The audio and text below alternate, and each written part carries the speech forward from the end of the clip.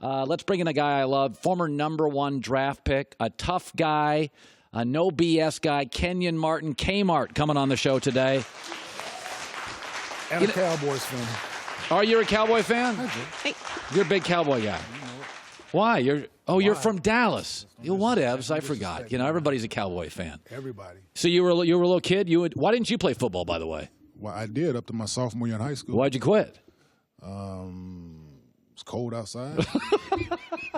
That's a good excuse. I've never heard anybody use that before. Yeah, that's the real reason. It was just cold. And we had a game late in the season. It was like a state game. Went to this, and it was brutal out there. And I was like, you know what? It's going to be my last one.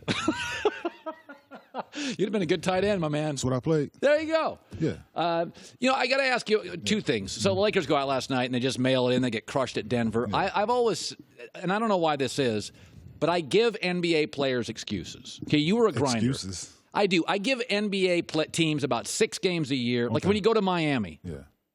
If I lived in Milwaukee and I went to Miami, I'd go out and party. I was a 24-year-old player. I'd go chase pretty girls and party. You still got to show up to work, though.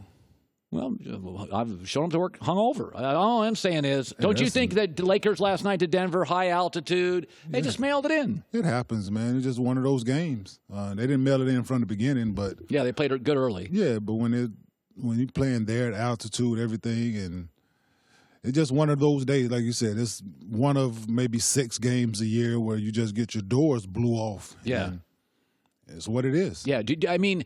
You're a grinder. I don't see you as a take a game off guy. But it happens. Are there nights that Kenyon, showed up to the arena and you could feel it in warm-ups? You're just off. Oh, you can feel it before warm-ups. Like, it don't take that long. Like when you get up from your nap and you're like, I want to go back to sleep. I get it. Like I gotta prepare to go play, but mentally you're there. But physically you're not. Emotionally you're there, but physically you just like you don't have it. Like I remember a game in Denver one time where I didn't sweat. What do you mean? Like during the game I didn't sweat. I knew something was bad. Like I had no energy, dehydrated all. So after the game I got like 3 bags of IV because I was just you don't have it. Right. Like physically you can't perform like that. Like but you want to go out and play. Yeah. Your pride and all that try to get in the way. You're a pro. But it won't let you. Do you have? I was saying this earlier. LeBron's great. There is something that wins titles with LeBron. Mm-hmm. He went to Miami. They had great players. Mm-hmm. But until they added Battier, Miller, and Ray Allen, they weren't as good. Yeah. I kind of feel with LeBron, give him the ball. Mm-hmm. He's super smart. Let him navigate. Surround him with shooters, and they win. When I look at this Laker team, the identity is LeBron. But if that was just good enough, then he'd have 15 titles. I don't think they have enough good shooters. Why don't you go after Bradley Beal? Maybe the team that Bradley Beal plays for not willing to give him up. They can go after him all they want and the other shooters, but if the team is not willing to negotiate or anything like that with you, then they offering somebody that you have no desire to take. Yeah, now Washington would love for you to take John Wall's contract. Yeah, I think of everything as of late, maybe, you know what I'm saying? They would try to move John. Right. But Bradley Beal is a great shooter, but there's other people out there that you can go after that's less name, less money, that does the same job. But talent-wise, the Lakers have talent. But like you said, the identity of every team LeBron plays on. They're better when they got shooters. Yeah, definitely. So throughout the course of the season, they can play this way, up and down, free-flowing and all that. But when playoff basketball starts, you know what teams do. They make you they force you to your weaknesses.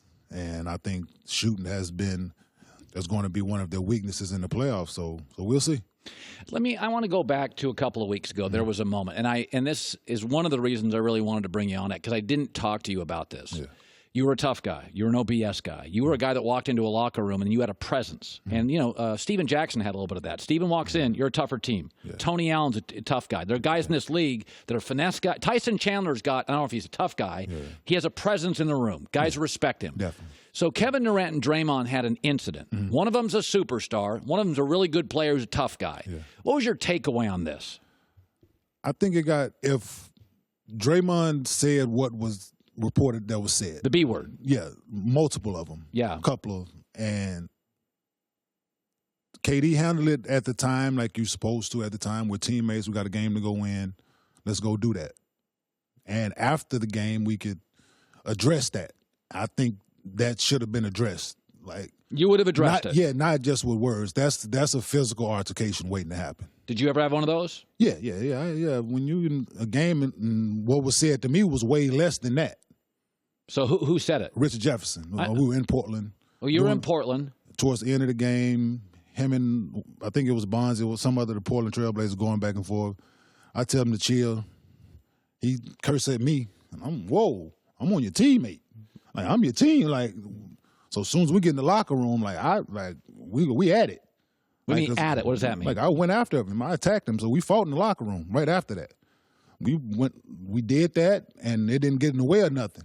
We went on to play again and all that. So I'm saying, Richard, to tell you, it happened. We did it. And how long did the fight last?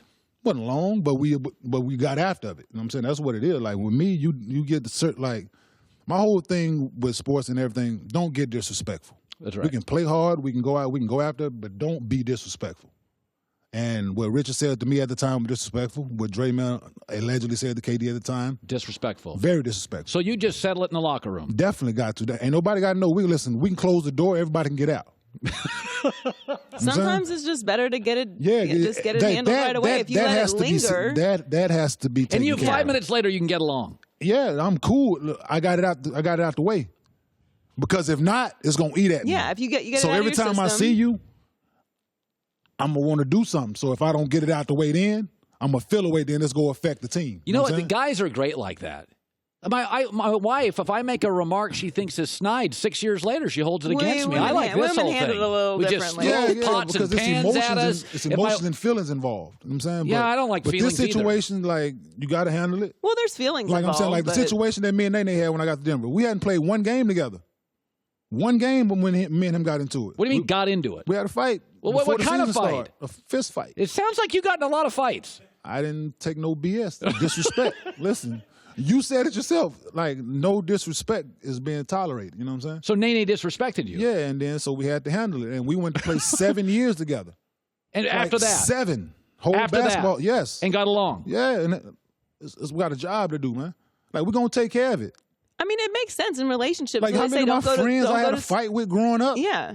You fight. That's what, listen, where I come from, we fight.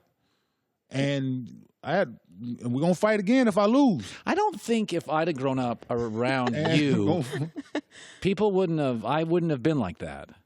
I'm a peacemaker. We'd have walked over you. No. We'd have took your lunch money. We'd have made you buy us lunch. Seriously, hey I don't you'd have had to go to the candy house and spend your money for us and come back with the candy. Yeah. Because we couldn't afford it, so we would have used your money. All right, I'm done with this interview. It's terribly uncomfortable. I'm being outed as a finesse guy. Hey, listen, No, listen. That's how you roll. If you grow up in a lion's den, and you did. I grew up out in the sticks. Sheep. You can't be a sheep among wolves, man. Yeah, you cannot. I grew up around sheep. I was all sheep. See, I grew up around wolves. So if my neighborhood would go to your neighborhood, we would have no more neighborhood. Yeah, pretty much. Yeah. That's about the size of it. Hey, man, listen, it's just facts. Kmart. I love having you on. Man. It's just facts. Good having you. Yes. Hi, everybody. Thanks for watching. Subscribe here to get the latest from the show. Also, be sure to check out more of the best clips from The Herd or go watch a few segments from other shows on FS1.